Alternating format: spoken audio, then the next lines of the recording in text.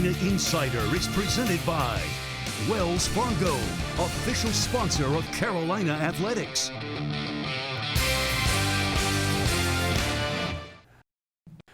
We're back. Time for another edition of the Carolina Insider, and we've got a unique show coming up for you here over the next 30 minutes or so. Portions of this show we already had finished before some big news this morning. Let's go through it. First of all, you're going to hear from Anson Dorrance, the women's soccer coach here at Carolina. His squad meets up with Wake Forest tonight. First match of the season for them. First Olympic sport for Carolina to get underway. Also, Adam and I will go through the social drive coming up in a little bit. But of course, huge news this morning with the announcement that the Carolina-Charlotte football game scheduled for this upcoming Saturday at 3:30 unfortunately had to be canceled due to some low numbers available for Charlotte on the offensive line due to a COVID outbreak, contact tracing, etc. We have the athletic director, Bubba Cunningham, joining us here. And Bubba, busy morning, I know, for you. What's going on? Busy and surprising. I happen to be in Coach Williams' office talking about the basketball schedule that was just recently not released, but how many games we could play, when we could start, from the NCAA Council last night. And got a text from Mike Hill. Said, boy, really sorry, but we cannot play. We don't have enough linemen. So we knew we weren't going to play all the games this year. And Coach Brown and the team obviously disappointed. But it was something we expected. We didn't know when, but we did expect something like this could happen. And Bubba, kind of to that point, it feels like just flexibility is so important this season, that things are going to change and you have to be ready for it. We've overused every cliche there is, but the change is imminent. We're going to have change. We're going to have unpredictability. And what we have to have is flexibility. And we have to have people that are willing to adjust to it. And our guys have been great. So it's disappointing, but we have an open date this week, and we're really working hard to get a game on the 26th. How does that work on short notice? I can't imagine you've ever scheduled a football game in 10 days. I have not, and I had to respond to an AD today who said, we can come tomorrow and play Saturday. One day prep for a team did not really seem like a great idea. So we decided, no, we're going to shoot for next week. I've never done that before, but Rick Steinbacher has done a terrific job. Dave Brown, who used to be with ESPN, is a master scheduler. There is a scheduling database that shows everybody that's available with an open date on the 26th. So we're combing through that right now, seeing if we can find a game for the 26th. Bubba, Carolina, of course, has had one game on campus, Tar Heels defeating Syracuse last Saturday in Chapel Hill. Now that you've had a little time to look back on how that operation went, how did you feel like that day in very unique circumstances went? It was unique. I think it went really well. Obviously, it was the first time that we have televised a game through a linear broadcast, and congratulations to the staff here in the studio in getting that done. But logistically with the team, it was everything we had hoped for. The music was there, the crowd noise was there, the smoke when they came out the tunnel, the atmosphere, everything except the people. And that was a little bit disappointing, but we won the game, and we're just going to have to get used to it. It felt a little bit like a scrimmage. It was disappointing. We only had 25 parents there, but you know, that's what it is. So as I mentioned flexibility earlier, we're all have to adjust to the new normal. You mentioned the new normal. Is there a timeline for knowing what the normal might be for the next month, or as we've seen today, is that just a day-by-day situation? It's day by day, you know. And again, I think the state, the Department of Health and Human Services, the county, everyone's doing their best to continue to reopen the state safely. And sure, I'd like to have it this way. Someone else wants it that way. It's not going to work to everyone's pleasure every time. So we hope that the next time we hear an update, we'll be able to have more people in. And when we are able to, we will. Bubba, you mentioned basketball and, of course, the news yesterday that the season would begin as far as the NCAA, that November 25th was the first day that games could begin, and there was also some notes in there about how many games you could play. What was your reaction to that, and what are the steps now for Carolina? Well, we were hoping for a flat number. And so now with the MTEs, you're allowed to have 25 games if you don't have an MTE, a multi-team event. We are scheduled to play in the Maui Invitational, which I don't think will be in Maui. They're going to announce another location here shortly. So we could potentially play 24 games scheduled, plus the MTE, which would be 3. So we could get to 27 if that schedule works out. As I mentioned, I was in Coach Williams' office, and so he and Clint Clint Waltney are really working hard to develop a basketball schedule. It does appear that we're going to play 20 games as an ACC conference schedule. We also have the Big Ten ACC Challenge, and so we also have the CBS Classic where we're playing UCLA. So those are games that are on the docket. Now we have to try to manage the other games and see what happens with the Maui Invitational. Hopefully all those will work out and we'll get to 27 games. Bubba, just one more thing before we let you go, and appreciate you joining us here. I know it's a busy day for you. Big announcement also yesterday with the Big Ten saying that it would try to play an 8-game schedule coming up in the fall as well for football. I'd just be interested in your thoughts on that and watching that from afar. Well, it's interesting. You know, there's been some criticism that they weren't playing. There's criticism that they are playing. And that's one of the challenges that we have. And I'm not sure if we've talked about this or not, but higher education is designed where you have a lot of autonomy to make decisions. It starts with academic freedom. You have faculty governance. You don't have a national organization that drives higher ed. You have regional accrediting agencies. We have a national association for athletics. We have regional conferences for athletics. And so everybody has a hand in the decision-making process. And at times like this, it really looks awkward. But it's really designed the way we all want it. We all want independent decision-making. So right, wrong, or indifferent, we've designed it this way. Everyone gets to make their choices. I'm delighted that our league has really stuck together. Football, now basketball, our Olympic sports. And I think that John Swofford has done a really good job making sure that we all stay aligned. And I really like where we are. We're trying to play. It's not perfect. We see that coming this week. And I really feel for the folks in the Big Ten because they've been up and down as well. Bubba, would you like anything else on your plate right now? Anything else that you'd like to try and manage at the moment? Well, I'm really glad we're not in Louisiana. My heart goes out to those folks in the Gulf Shores, but who knows? We'll continue to deal with everything that's ahead of us. All right, we're going to jump to an interview now. We did this interview with Coach Dorrance and our social drive a little bit earlier, so you'll notice Adam and I aren't even wearing the same clothes. That's just the magic of television. But let's get to our conversation with the head coach of Carolina's women's soccer program, Anson Dorrance. Today's interview is definitely one of those we just completely take for granted at the University of North Carolina. You just get to hop on the old internet and converse with someone who's one of the best in the world at what they do. We are not talking about pickleball. We're talking about women's soccer coaching. Anson Dorrance, who has won everything there is to win in the world of women's soccer. And tonight, he finally gets to play a game with his Tar Heels. Coach Dorrance, how excited are you that we have finally made it to game day? Well, I'm absolutely excited, and I'm thrilled the Atlantic Coast Conference decided to have a season because obviously there are other conferences out there that pulled back and decided not to go. And I know this is a leadership decision at the highest level for all of us, and I want to thank my chancellor, Kevin, and my athletic director, Bubba, for sort of giving us this gift because there are teams on the West Coast that are wonderful rivals of ours that have completely closed down, where the kids have gone home. And some of the schools are not even training anymore. So I just want to thank my leadership and also the people that are guiding us with science on how to stay safe. So I am just so grateful. Coach, how have you tried to manage your team over the last few weeks and months with so much uncertainty, whether or not we were going to get to this point? What was the messaging? Just how did you try and handle all that? Well, honestly, I have to give full credit to Brandy Schwain, my trainer. She is our Dr. Fauci, and she was the one that helped us design a closed bubble. And honestly, since the preseason began, we haven't had one positive test, knock on wood. And all of us know that are involved in fighting against this pandemic know that even without any sort of poor choices, someone on the team can catch it. And then obviously we're in a spiral into losing players, and then, of course, we're all in trouble. And I just want to credit her and my leadership, but also Larry Gallo, who's been fantastic in trying to help us with the dorm situations, to put us in a position where we're going to keep our kids safe. And so for me, I just owe a lot of credit to the leadership around this team, and certainly to Brandy and Larry for their hard work to help us stay safe. One of the things that's made you so successful is it feels like you're always trying to learn new things. What have you learned about communicating with your team over these last 6 or so months when maybe you haven't always been able to do it the way you normally would?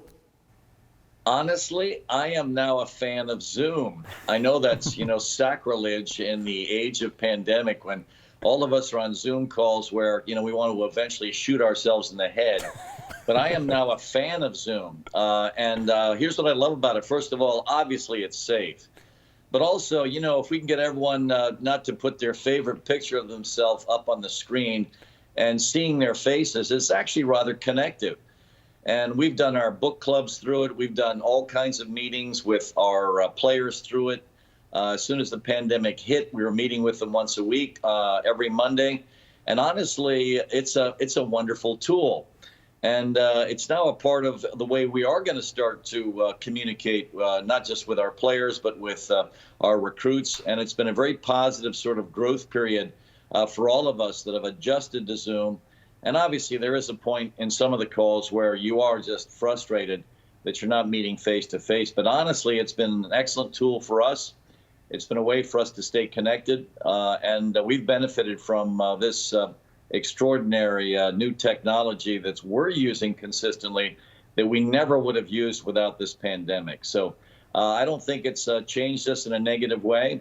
Obviously, I think the experience for our freshmen coming in, that we're expecting college to be a certain kind of experience, are sort of robbed of that experience.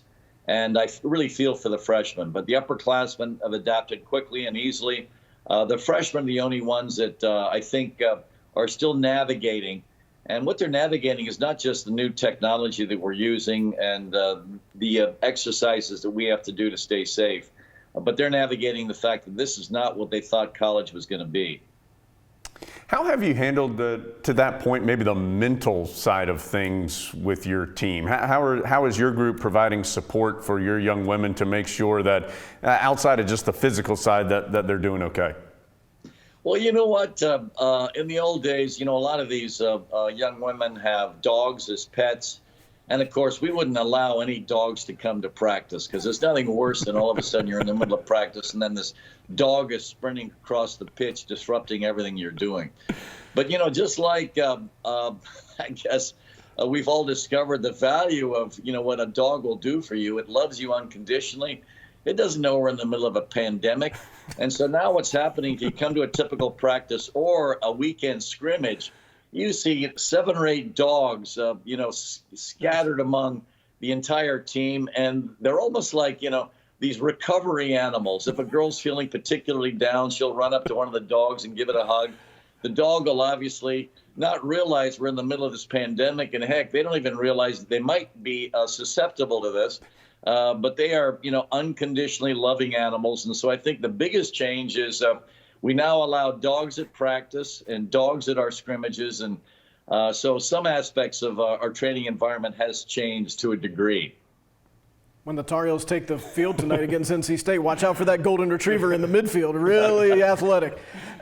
You mentioned recruiting. That's something that every single sport at Carolina has had to deal with. When one of your best sales tactics is getting prospects on campus, and then you're not allowed to do that for a long period of time, how have you worked around that? And have you talked to any of the other head coaches and sort of shared some ideas about the best ways to do that? Well, thank you for letting me address this. I've got to give full credit to Damon Nahas and Chris Dukar. These are our point people in recruiting. Before we hired Damon, we used to recruit in classical fashions, bringing kids onto campus, and we never used to run ID camps because our ID camp was basically our summer camp. But with Damon aboard, who's used to coaching youth players and seeing them go to these ID camps all over the country, he jumped aboard, and all of a sudden we've got this fabulous ID camp system. And we are in wonderful shape through 2023. Wow. So whenever the athletic director or our SWA asks me about, well, do we want to continue to extend the dead period? I say absolutely. Why? Because we're done through 2023. I don't mind extending the dead period all the way through 2024. Why? Because we're in absolutely phenomenal shape. And we have absolutely no issue with where we are, with the fact that no one's visiting us because our classes are complete. We've spent the scholarship money, and we're in just fabulous shape. We're tweaking, a class or two here or there. But we're in such good shape, and I give full credit to Damon and Chris, and also to this new methodology we have of recruiting through our 3 ID camps. One usually in August, obviously that was closed down. One in February, which is a very active camp for us, and then one in April. So even though right now we haven't had the luxury and opportunity to have these ID camps going, because we've done them before the pandemic hit, we have been put in such a wonderful position, and we feel absolutely spoiled with the fact that we're in just great recruiting shape right now, right through 2023. Let everybody else deal with that. Tar Heels are good to go until 2023. Coach, tell us a little bit about the 2020 Tar Heels. Of course, this is a team that's been right on the cusp of a national championship the last 2 seasons. I also know you've had a couple of your top players who elected to go ahead to professional ranks due to what was going on. Just what kind of feel do you have for this upcoming group? Yeah, obviously, we've lost 3 wonderful players. 2 of them were All-Americans. I think one of them was a first-team All-American, Alessia Russo. She was our starting 9, our center forward. Most people will say, that's the millionaire position. Usually those are the positions that the people make the most money in, because scoring goals is probably the greatest challenge in our game. So we lost Alessia. She signed with her childhood dream team, Manchester United, with a very nice paycheck. We also lost Lotte Wubben-Moy, who signed with her youth dream team, the Arsenal, back in England. We had no issues with sending them back. In fact, in my conversations with them, I told them if we didn't have a national championship in the fall, we were going to recommend that those 2, and also Lois Joel, another English player that has professional opportunities to go home, sign contracts, and play with the obviously extraordinary Women's Super League fall and spring seasons. They've all taken me up on that, and trust me, it was a great move for them. Are we a little bit weaker without them? Absolutely. You can't lose players of that caliber and not suffer a little bit. But I'll tell you this, that 2020 class we brought in is laced with talent. We're certainly going to give any team a fight, thanks to that recruiting class, and certainly the returning players that we have coming back for our team. And this team, of course, as you gentlemen know, has been in the national championship final the last 2 years, and we certainly have a lot of returning talent. We only graduated 1 starter that left to sign a pro contract and basically to graduation last year in Bridget Andrzejewski. But we've got the rest of the team returned. It's a nice team. We're going to give, as I said, anyone a fight. So we're not disappointed in anything that's going on. And just like with Roy, when one of his elite athletes wants to sign a pro contract early, he embraces them, even though, of course, as you guys know, all the alumni are so furious. They feel deserted by this player, as if, this player's got to continue to study, sociology and communications when he's got a multi-million-dollar check waiting for him. Are you kidding me? I mean, it's insane, the sort of abuse a player gets, or Roy gets, when he encourages these kids to go. No, we have a moral imperative to basically look after these kids that select us as their mentors and as their school of choice. And so I have no issue with the 3 British players that went home. We encouraged it, and we're going to be in fine shape with the 2020 class.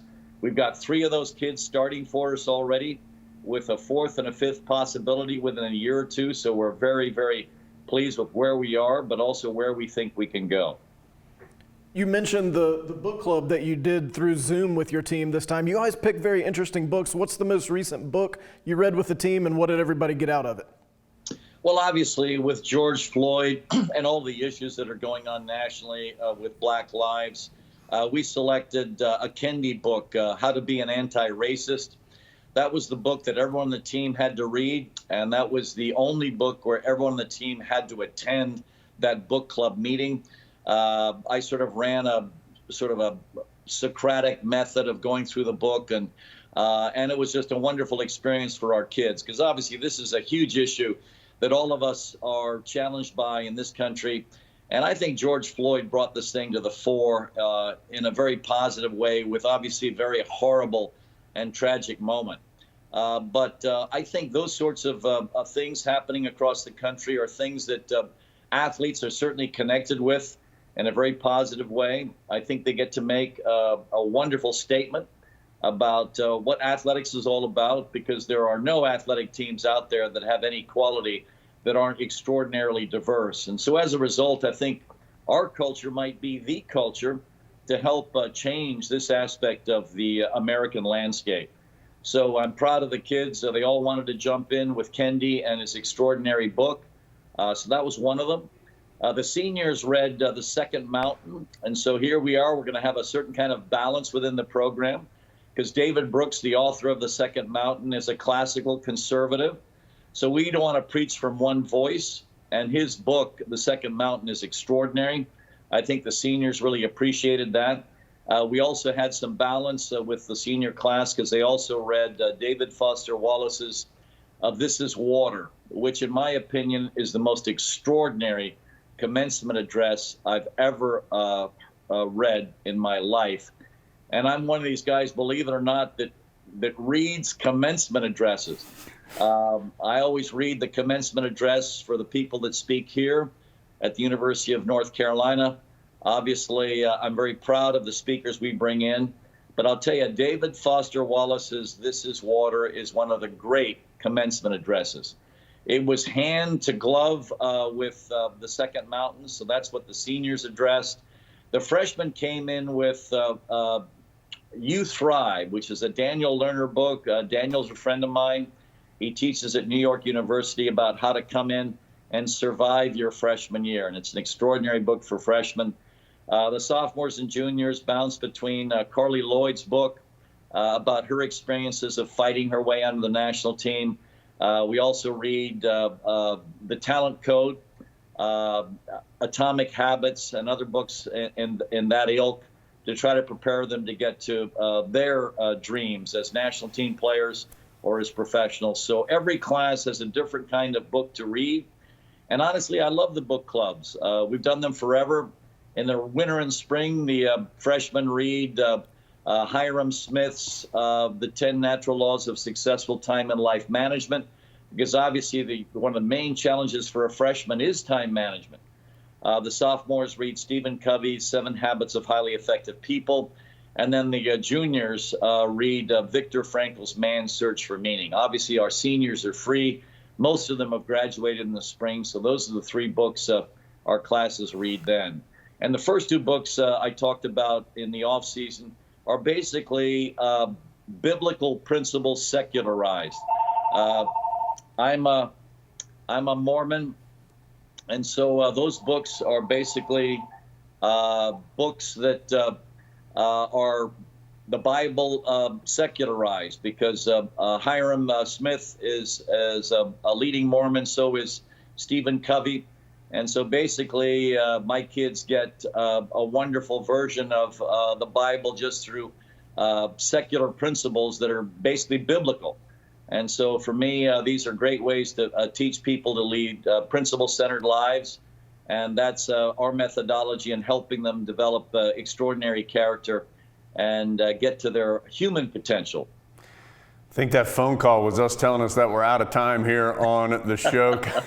Coach, great to be with you as always. Again, the Tar Heels, just a 10-game season and then an ACC championship this year for the Tar Heels. That starts tonight at 7 o'clock in Chapel Hill. Coach, great to be with you as always. Thank you for your time and look forward to seeing you again soon. Jones and Adam, thank you. I always enjoy my connection with both of you. Adam, if there is one thing we learned from the Anson Dorrance interview is that you better get to reading, sir, because the women's soccer program is way ahead of you. The indisputable thing we learned is the women's soccer entire program is better read than me. They're currently reading 6 books at one time. I was going for 1. They're reading basically all the books at the library. All right, let's get from that to our social drive. Adam's going to guide us in as we take a look around social media as it pertains to the Tar Heels. Adam, we'll start with a tweet from Carolina football. Now, Daz Newsome had a little trouble early in the game against Syracuse, muffed a punt, but then was pretty explosive after that. And in a team meeting after the game, Mac Brown added some unique sound effects to Dad's punt return ability. If you get 5 in the open, he has a chance now.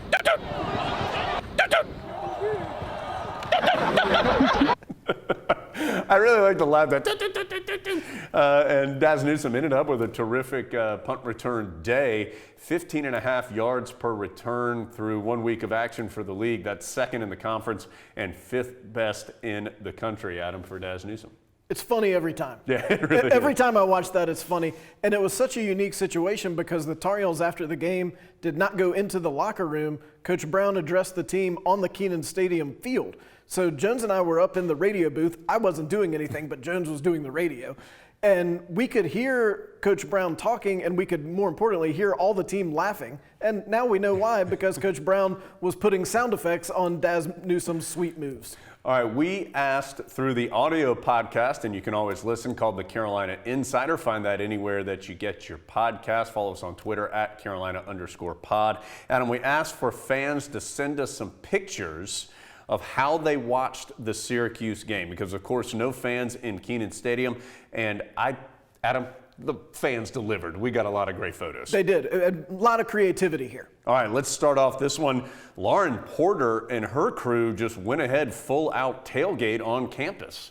That's good work. They've got the sign. It appears to be some good looking food. Have to admit, this next photo, pretty jealous of what looks to be a pretty sweet outdoor man cave. Josh Halsey and his son, they've got some beverages, they've got the hot tub, they've got the wet bar, they've got the TV. Adam, this is, maybe we should go hang out with Josh sometime. Yeah, Josh said that's in Todd, North Carolina. So we have Google mapped that, and we're going to try to swing by there and do all future pods from right there. Now, you may have seen there were cutouts of Tar Heel fans that you could purchase that were in the seats in Kenan. Candace Morgan did so, and Candace Morgan found herself on TV while watching. Good eyes right there.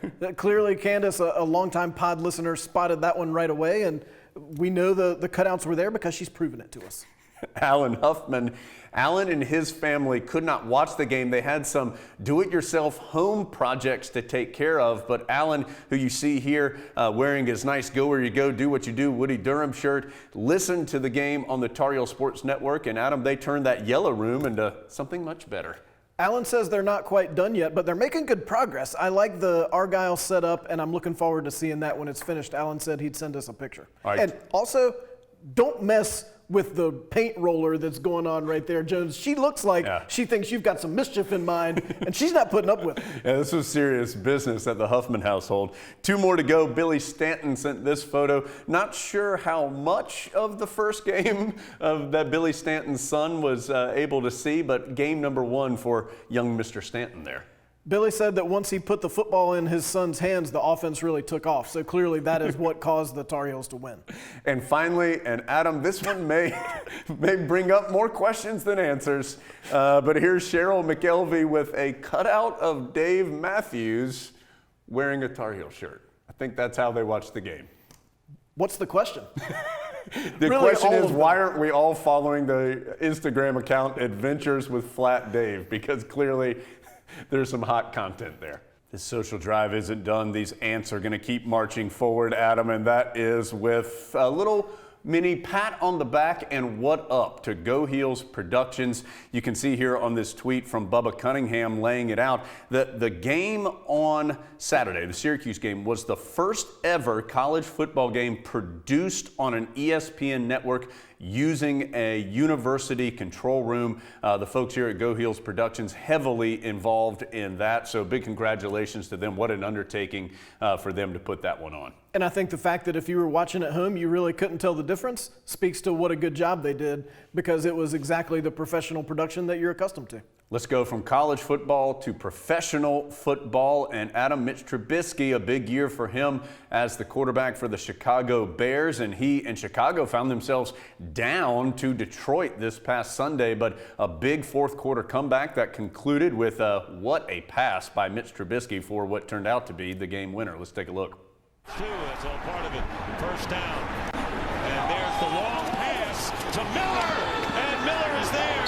And it's a touchdown. Anthony Miller, who has made 2 brilliant catches Trubisky today. to Anthony Miller for the go-ahead touchdown. Chicago ends up winning that game, and great to see Mitch having success in what is certainly an important year for him. And a fantastic throw by Trubisky on what was essentially the game winner. Bears play the Giants this weekend as they try to go 2-0. From pro football to pro basketball, and Adam, a big congratulations to Kobe White, named second team All-NBA on the rookie side of things, so all rookie second team for the NBA, and certainly well-deserved. Kobe had a terrific first season, and I know everybody's rooting for him anyway, but if you just need some help to know that, Kobe White's about as good a dude as there is, so great to see him have success. Not a coincidence that the first comment on that post from Lil Jerb, if you know, you know.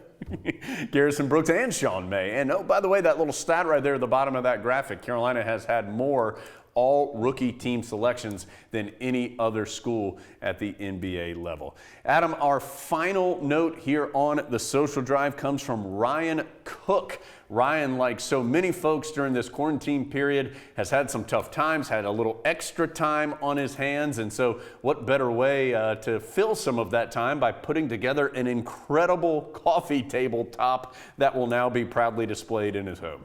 That's an unbelievable job by Ryan. And Jones's autograph is on the top left corner. Yeah, devalued it a little bit, yes. That's a puzzle in the middle that Ryan assembled during the quarantine period, and then he utilized all his various tickets and pictures from Tar Heel games he's attended around the outside, and Ryan will now be receiving lots of calls from friends and fans who want him to do something very similar for their coffee tables. That's really cool. He said he and his wife are moving into a new home soon, and that will be prominently displayed in what he termed as the man cave in his house. We got a lot of man caves in the show. Got the outdoor man cave by Josh. We got the sweet coffee table by Ryan, so you guys are doing it right. Adam, I don't know if we've done it right, but we've done it. We're through another show. Before we go, would like to issue a formal apology, Jones. Need to. To you. I'm pretty disappointed. And to you. Last week's show, I incorrectly used the word drip. That's all I've been thinking about since then. Well, I got a lot of flack, mostly at my house. But drip, Jones, as you know, means your chains. Your ice, as we used to call it back in the day. It doesn't mean your clothes or anything like that. It just means your chains. So I want you to keep that in mind, Jones. I will keep that in mind myself. I apologize that I misused that word, and I will only use it correctly in the future. I'm glad we've cleared up this important world topic. We're going to drip on out of here. Thanks for being here with us on another edition of Carolina Insider Live. See you later, Big Grit.